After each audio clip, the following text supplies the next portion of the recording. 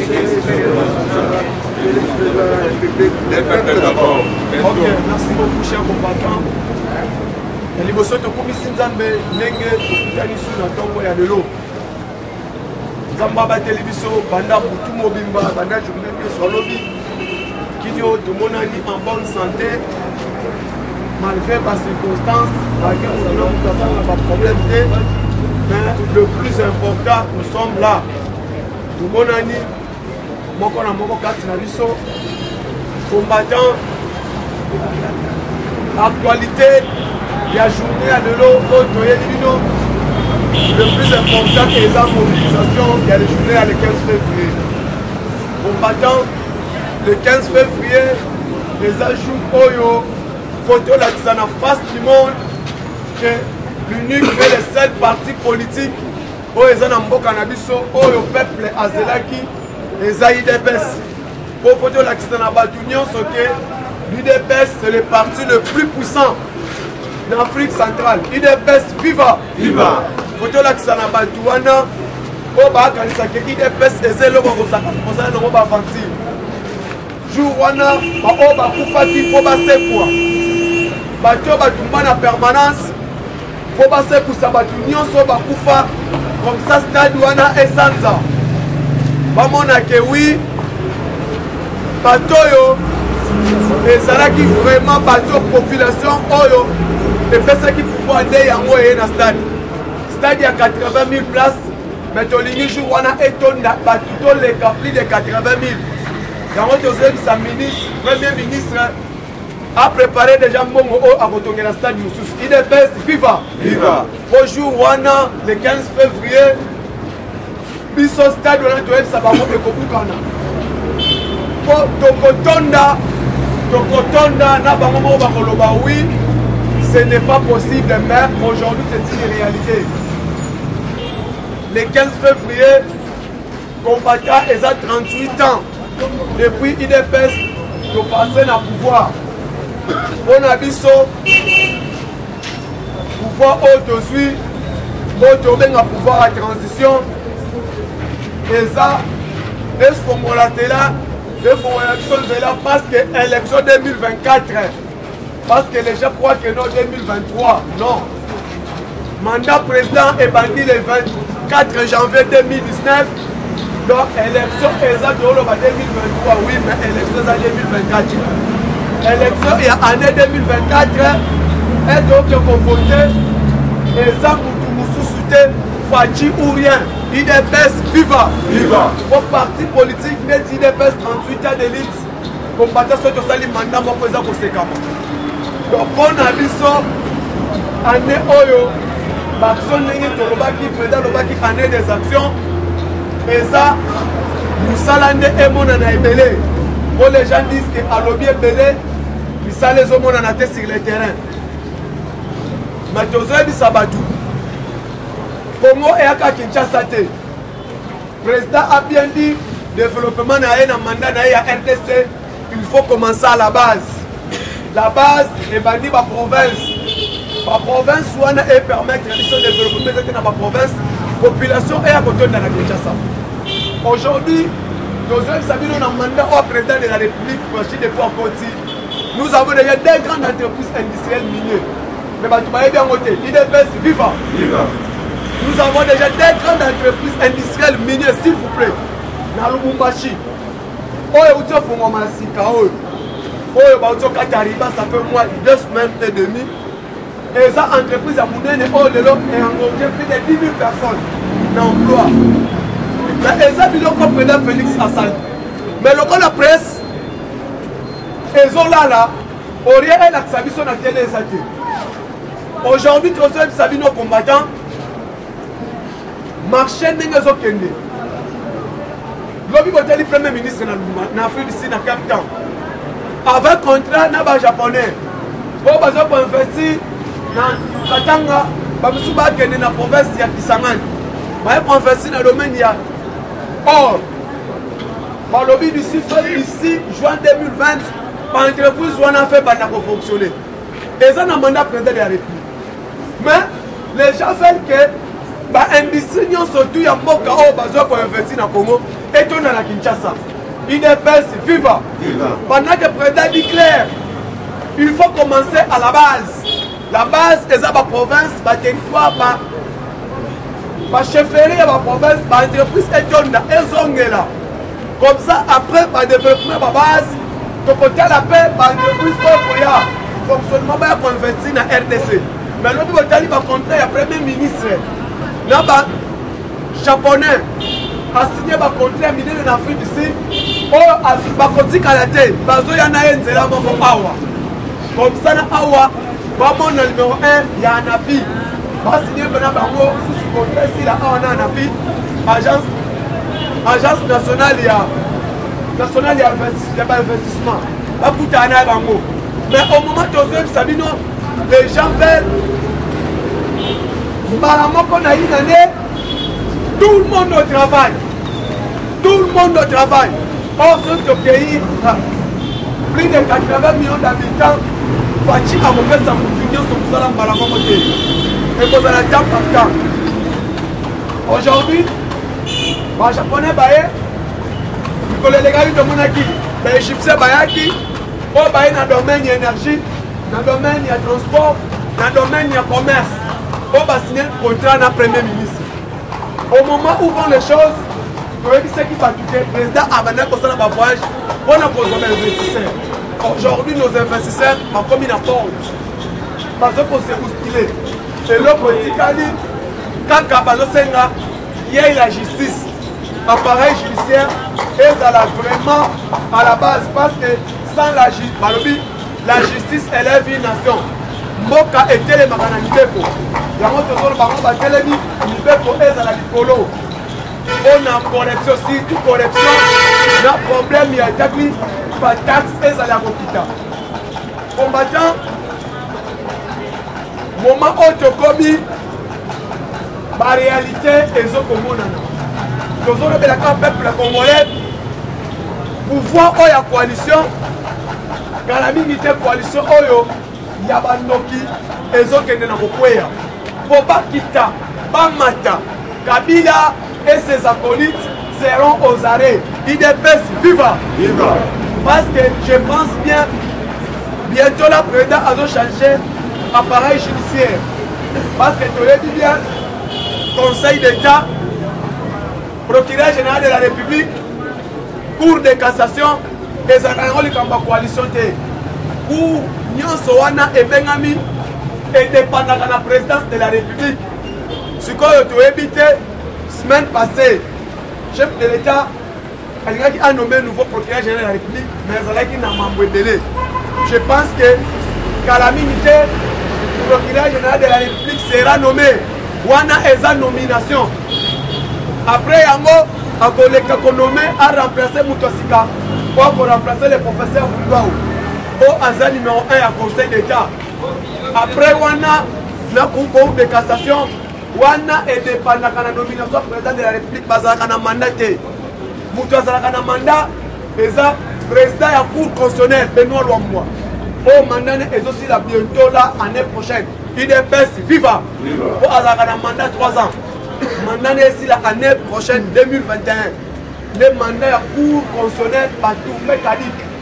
Wana siko président va construire dans le parlement, Assemblée nationale, na yé gouvernement, on va nommer nous na vote, il y a nouveau président, il y a cour constitutionnelle. Vous voyez bien, Wana siko 5 à IDPS, viva! Sur 9 membres juges, il y a cour constitutionnelle, le chef de l'État nomme 3. 3 wana baleka na parlement, 3 wana ba dépendant de l'exécutif national au bengi gouvernement. Ce que 3 est président de la République, plus majorité parlementaire. Donc on a 3 personnes, magistrat public au bengi ministre de la justice, na gouvernement après ces 3. So ba kena kanengeni 3 membres ya cour. 3 membres du président présentent officiellement. On a parlé de vote. Mais ce qu'on a 3 hommes dépendants de l'Assemblée nationale et à la majorité parlementaire. On a quand la majorité parlementaire, IDPS, viva. La majorité parlementaire est composée de cash, FCC, plus AFDC alliés. Tant que dans la coalition de FCC, ISO, tant que 3 membres au l'Assemblée nationale. Carrément, cash de Gozanga à mon côté. Et que l'exécutif national au du gouvernement, le gouvernement pouvoir exécutif et dépend de la présidence de la République. Il est best viva. Malgré la minute chose de les 3 membres de la gouvernement. Car ma président va imposer la ministre de la Justice, je dois avoir une personne. Il est best viva. Et donc nous formé et puis 9 car la majorité parlementaire de Kozouamoutoumoko. Parce que cette majorité cache tout ça dans 4. Après cette loi dans 4. Tant que l'opposition peut baser dans 4. Car ma FCC a risqué à ça 3. Si on a 9, il faut 6. Parce que tu en as 3 dans il y a pouvoir présidentiel. 2, il y a 3, il y a gouvernement, tu ne fils que 2 ou 1. Et donc, l'Assemblée nationale, la majorité parlementaire, donc, vous avez des propositions à 9 membres de la Cour constitutionnelle pour l'élection 2021. Et par contre, vous avez la CENI pour l'élection 2024. Combattant, dans la Kimia, le Conseil d'État, président Anomaka Yemoko, Cour de cassation, président Anomaka Yemoko, pour Conseil d'État, parce que l'État est sur le dépend de la présidence de la République.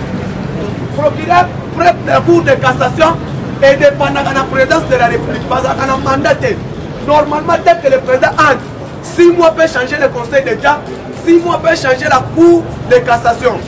Si elle va coller dans le ministère public, car le ministère public est dépendant de la présidence de la République.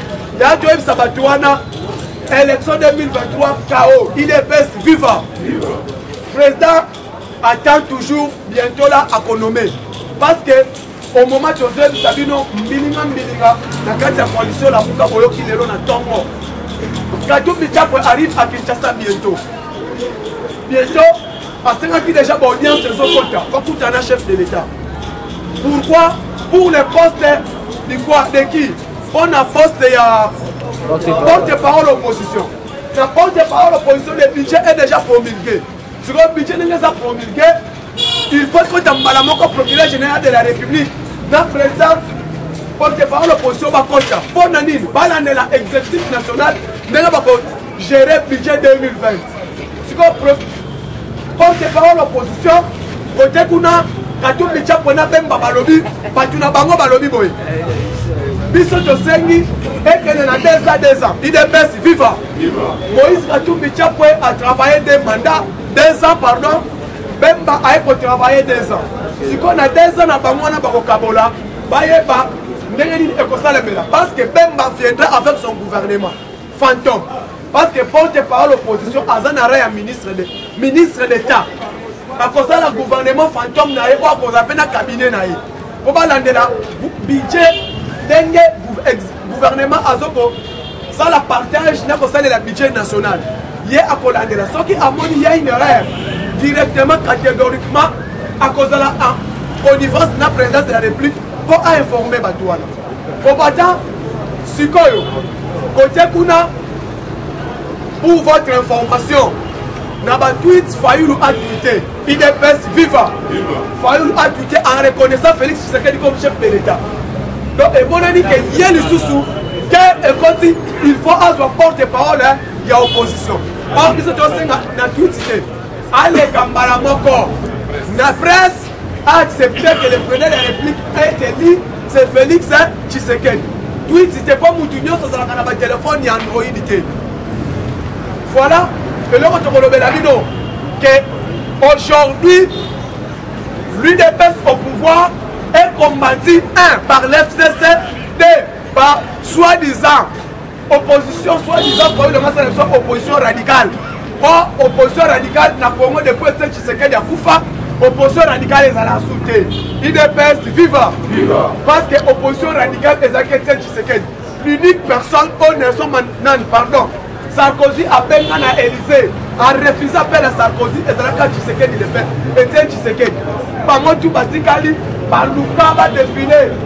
na Paris va défiler na ndenge surtout mais bazwa chance wana te combattant tozolobela bato clair situation ya est ya Congo aujourd'hui vérité nango ezomonana donc président lobaki ke non bato baasala badésordre na est ya Congo ce n'était pas les Banyamulenge les Banyamulenge pardon mais sont des Congolais vrais Congolais wana toyebi bango oyo bandeko na biso toza na bango na FCC mpona koluka babomba bandeko na biso bacongolais mpo bakotisa basala commerce na bango batrafic minier na trafic ya cacao mais lelo oyo sikoyo verdict ebimi olandi porte parole ya armée général Richard Kasonga alobi clair alobi toyebi bato wana vous êtes à Kinshasa mais soki bozo kocontinue eloko oyo nous allons vous dénoncer les autres. IDPS, viva! Mais tu as ici porte-parole et armée. Le général-major général Kassonga. Dénoncer Batouana, parce qu'il y a de certains généraux, il y a de certains membres de la FCC. On a un groupe armé dans l'Est. Mais puis ce qui est bien, ce qui est clair à dénoncer, on sera poursuivis jusqu'à la lettre que Bakangabango. Parce que, comme exemple Chadari, nous avons alobaki na matinée politique à PPRD. Que non, donc créer, donc instabiliser Moka.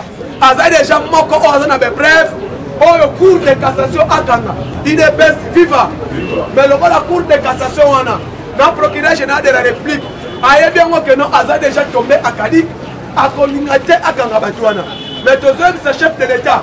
Dès que le chef de l'État nomme nouveau procureur général de la République. Puisson IDPS, donc on portait Chadari plainte. IDPS, viva!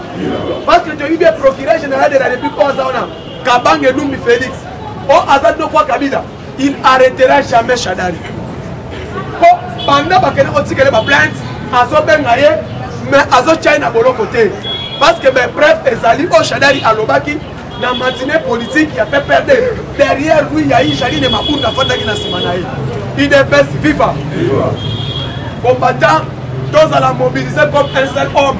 Derrière l'UDPS, le parti qui a lutté, et derrière notre président de la République.